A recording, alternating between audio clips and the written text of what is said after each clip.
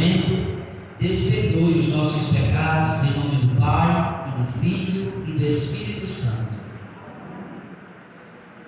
Queridos irmãos e irmãs, no tempo do Natal, nós vimos e contemplamos de perto a salvação de Deus. Ele enviou o seu Filho Jesus com o nome Yeshua, Jesus, salvação de Deus. Jesus veio cumprir uma missão na terra: salvar o povo dos seus pecados. E nós contemplamos de perto a salvação de Deus. Aquele menino que nasceu no Natal, naquela manjedoura do ventre da Virgem Maria, ele veio para salvar a humanidade e ele veio para cumprir as profecias, as promessas que Deus outrora havia feito no passado, lá no Antigo Testamento. Então Jesus veio para mostrar que aquilo que Deus promete, Ele cumpre. E Ele não manda terceiros, Ele mesmo cumpre aquilo que Ele prometeu. Nós escutamos hoje na primeira leitura do profeta Isaías, que o profeta, em nome de Deus, ele traz uma boa nova, uma palavra de conforto àquele povo que estava ali nas trevas do pecado. Vejam só, houve um tempo na história do povo de Deus em que a divisão do povo fez com que o povo perdesse aquilo que tinha de mais precioso. O povo tinha o tempo, o povo tinha a descendência, o povo tinha a terra prometida, mas por conta da infidelidade, porque não estava mais dando ouvidos a Deus, o povo perdeu aquilo que Deus deu com a própria mão. Veja, por conta da divisão, eu sou melhor, a minha tribo é melhor do que a sua, o meu rei é melhor do que o seu. Quando nós permitimos a divisão dentro da nossa casa, da nossa família, do nosso coração, o inimigo ele toma conta, porque ele veio para dividir e para destruir. Jesus veio para unir e para construir, e o inimigo ele tem um plano contrário ao de Jesus. Enquanto Jesus une e constrói, o inimigo destrói e divide. Então, por conta da infidelidade, o povo perdeu. O povo agora passou a andar em trevas. E aí Deus, pela boca do profeta Isaías, diz: o povo que andava na escuridão viu uma grande luz. Ou seja, Deus não desistiu do povo. Se o povo se arrependesse e voltasse para Deus, Deus ia fazer o povo voltar para a terra que eles tinham perdido. Quando esta profecia se cumpre plenamente? No Evangelho de hoje. Veja, aonde estava este povo perdido? Aí diz assim: no tempo passado, o Senhor humilhou a terra de Zabulon e a terra de Neftali. Era aquelas tribos ali, daquela região do caminho do mar.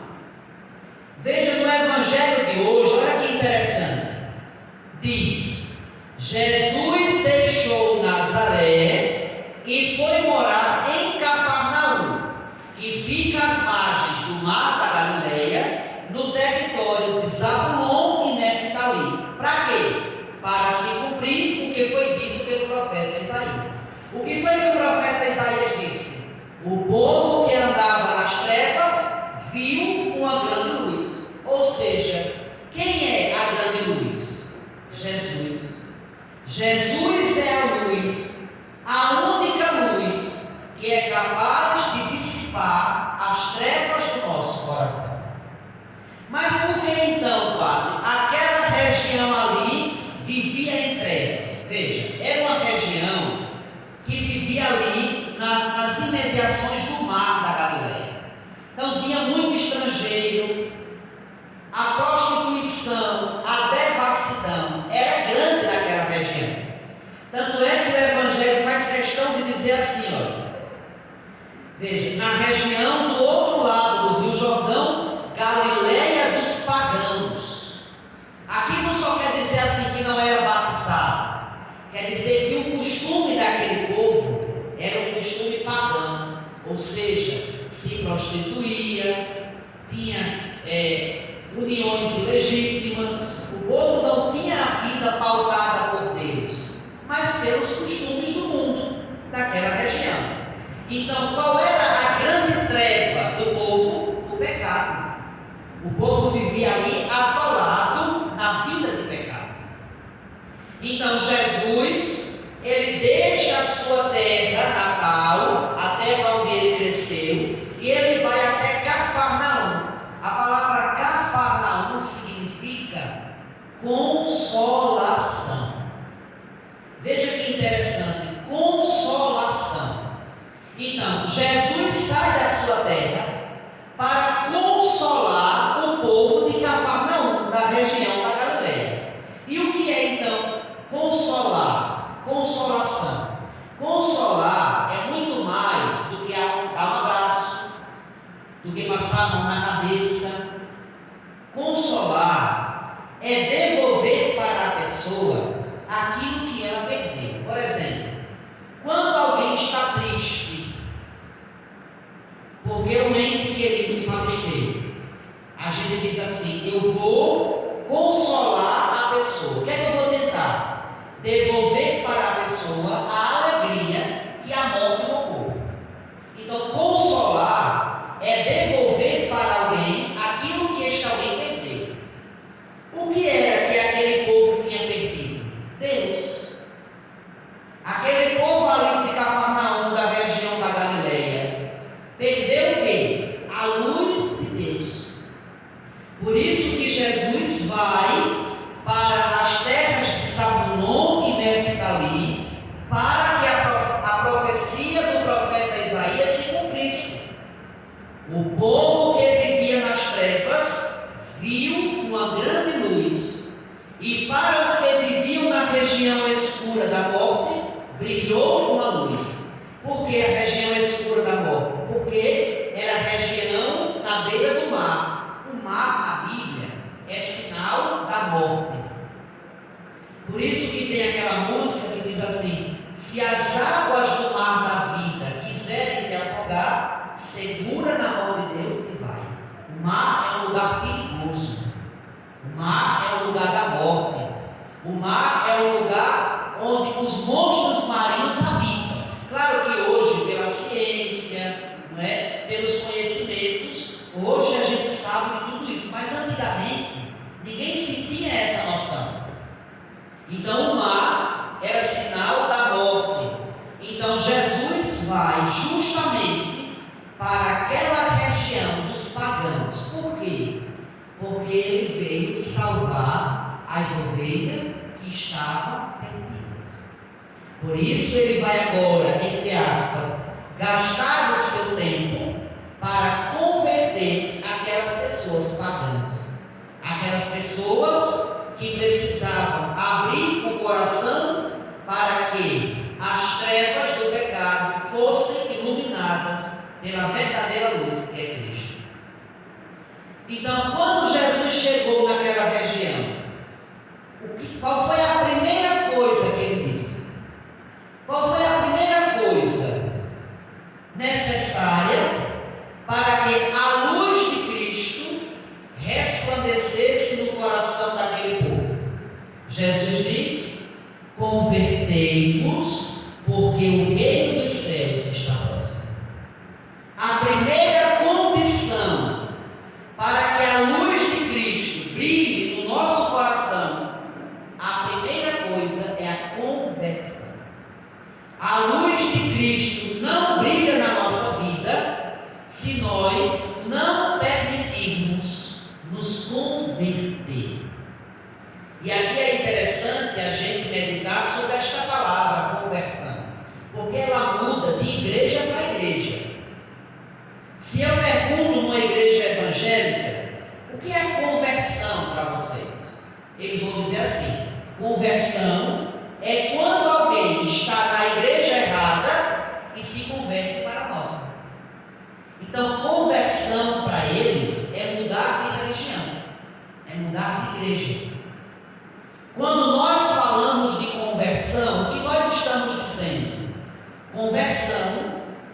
mudar de mentalidade e mudar de vida.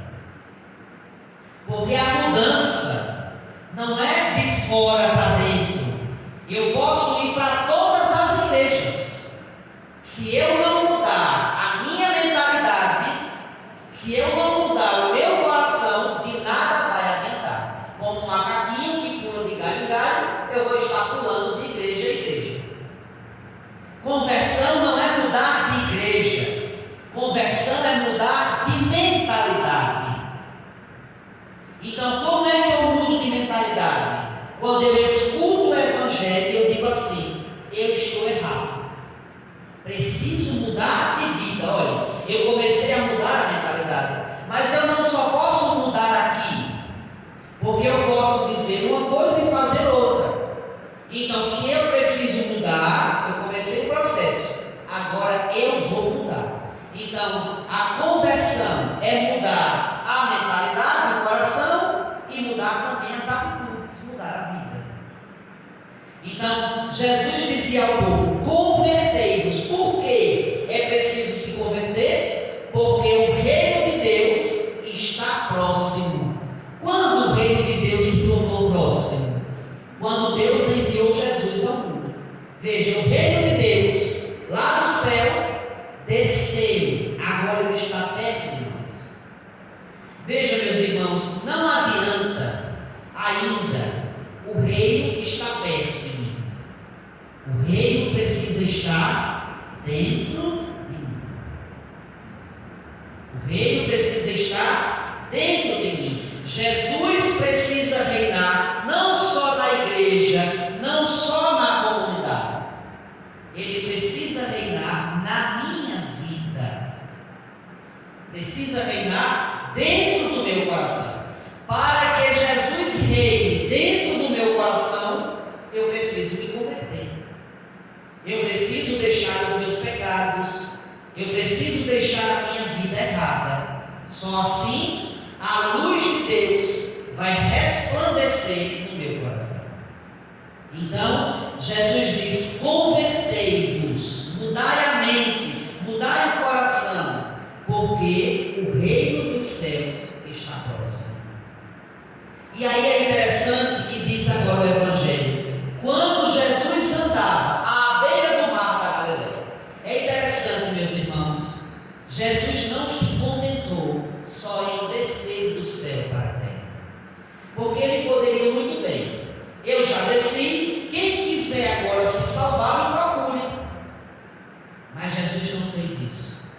Ele ama tanto a cada um de nós, que ele não fica parado. Ele vai em busca da ovelha perdida. Então Jesus vai caminhando à beira do mar da Galileia. E quando Jesus está caminhando, ele vê dois irmãos pescando. Veja, Simão, chamado Pedro, e seu irmão André estavam lançando a rede ao mar, pois eram pescadores. Jesus disse a eles: segui-me, e eu farei de vós pescadores de homens. Veja aí, diz que imediatamente eles deixam a rede e seguem Jesus. Caminhando mais um pouco, Jesus viu mais dois irmãos, Tiago, filho de Zebedeu, e seu irmão João. Estavam consertando as redes, e Jesus chama. Imediatamente eles deixam a barca e o pai e seguiram. Meus irmãos, qual é o significado deste chamado?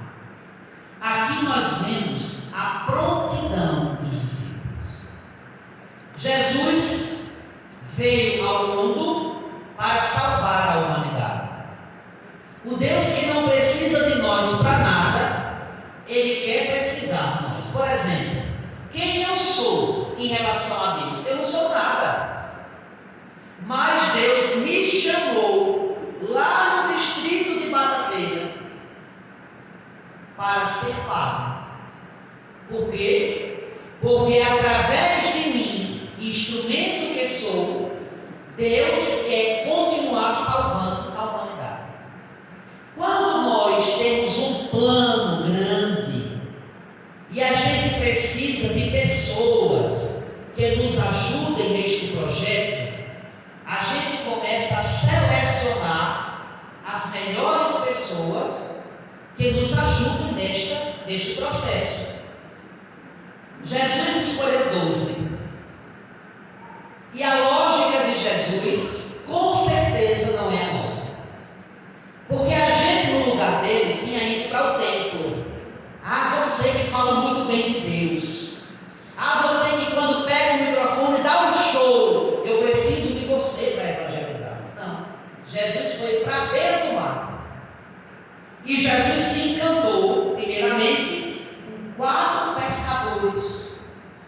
Porque Jesus chamou pescadores para ajudá-lo neste projeto de salvação da humanidade. Porque veja, o pescador, ele tem muitas características que Jesus percebeu que poderiam ser adaptadas para o reino de Deus. O pescador, ele sabe que para cada tipo de peixe existe uma técnica para se pescar. Por exemplo, se o pescador quer pescar um peixe grandão, ele não vai ficar na beira do mar. Ele precisa pegar o barco e avançar para águas bem profundas, porque quanto mais profunda é a água, mais os peixes maiores estarão. Agora, se ele quer pegar agulhinha, se ele quer pegar piaba, então ele fica na beira do rio, na beira do mar. Ali ele consegue, mas para pegar peixes maiores ele precisa avançar. Quando eu era criança, que ia pescar lá no Rio Una, de Batateira, a gente ia comprar a vara de pescar. Quando chegava lá, o homem dizia assim: qual é o tipo do anzol? É para pegar que tipo de peixe? Até isso tem. Se é para pegar peixe pequenininho, o anzol é menorzinho. Agora, se você quer pegar peixe maior, o anzol deve ser maior. Por quê? Se você for tentar pegar peixe grande com um anzol pequeno, ele só vai comer a isca e vai fugir. Se você quiser pegar peixe pequeno também com um anzol grande, não vai conseguir.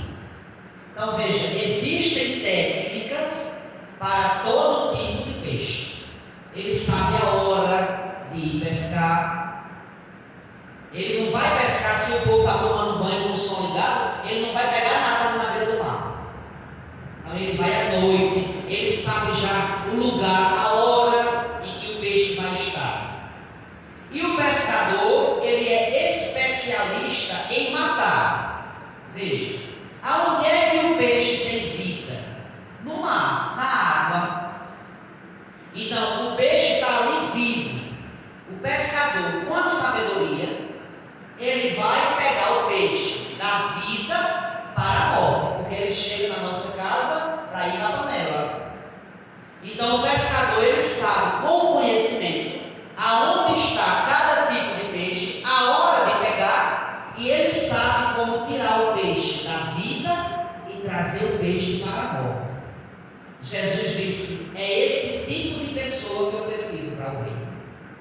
Porque veja, a técnica para o reino de Deus é diferente de pessoa para pessoa.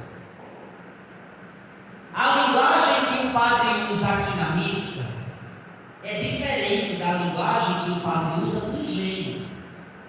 Nós devemos se adaptar à realidade. Se o padre vai celebrar a missa na catedral, que a missa é radiada, a linguagem deve ser outra, para que a linguagem possa tocar o coração das pessoas que estão ouvindo. Se eu for colocar em prática toda a minha teologia, as palavras difíceis, eu vou falar muito bonito, mas não vai ficar nada no coração das pessoas. Então veja, a técnica é diferente. Depois Jesus diz assim: segui-me e eu a partir de hoje vou fazer de vocês pescadores de homens. Agora a lógica vai inverter.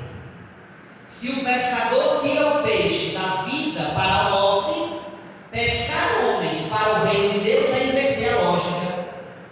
É eu tirar o homem da morte para a vida. E quando é que o homem está morto? Quando ele está se afogando nas trevas do pecado. quando ele está no mar da morte, no mar da vida. Então, pescar homens é eu tirar o homem, tirar a alma da morte, do mar da morte, e trazê-lo para a vida eterna.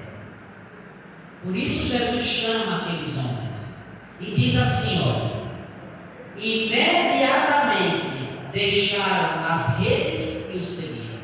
A prontidão para o reino de Deus. Quando Jesus nos chama para uma missão, nós devemos imediatamente deixar tudo para seguir Jesus. Deixar tudo quer dizer o que, Padre? Tudo. O que é que apega o seu coração? O seu coração está apegado a quem? Ao quê? Pronto. Para seguir Jesus, você deve se desapegar até disso que você mais ama. Por isso que diz assim, olha, imediatamente deixaram as redes e o seguiram.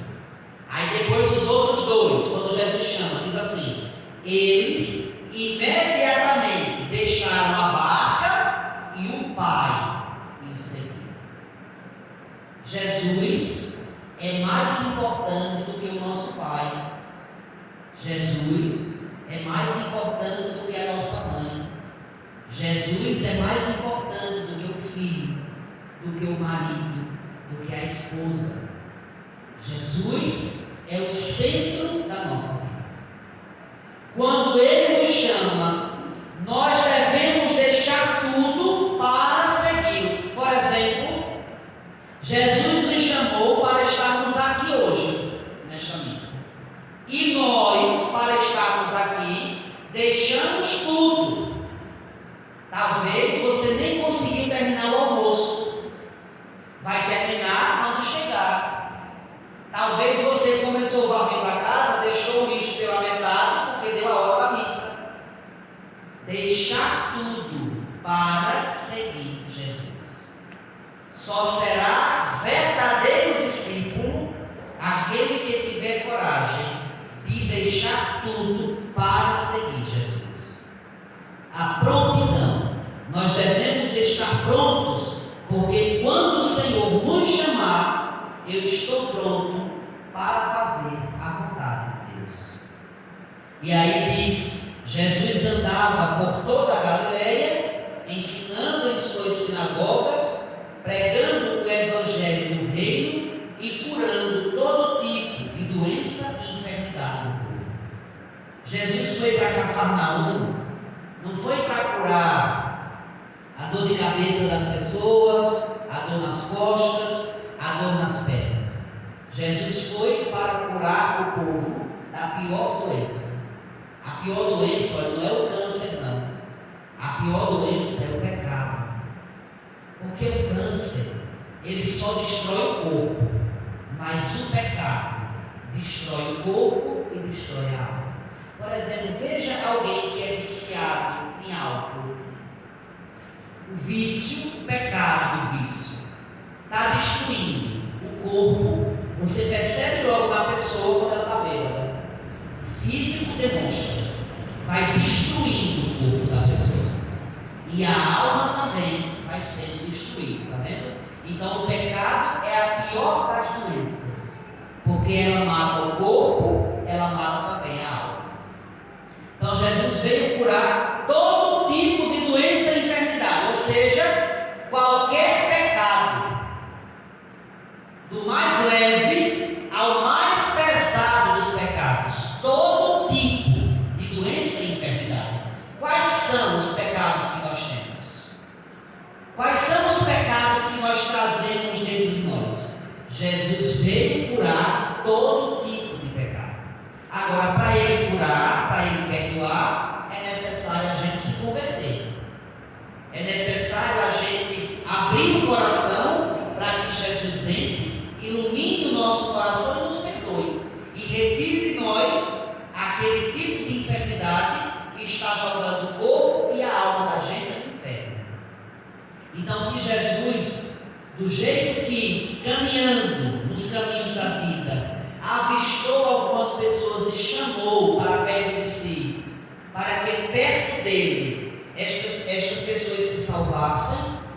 que Ele continue nos chamando, nos encontrando na vida, para que todos nós um dia sejamos salvos e possamos adentrar no reino de Deus, que começa aqui, o reino está próximo. Aí eu permito que o reino entre dentro de mim, porque quando eu morrer, eu quero entrar no reino de Deus definitivamente. Louvado seja nosso Senhor Jesus Cristo.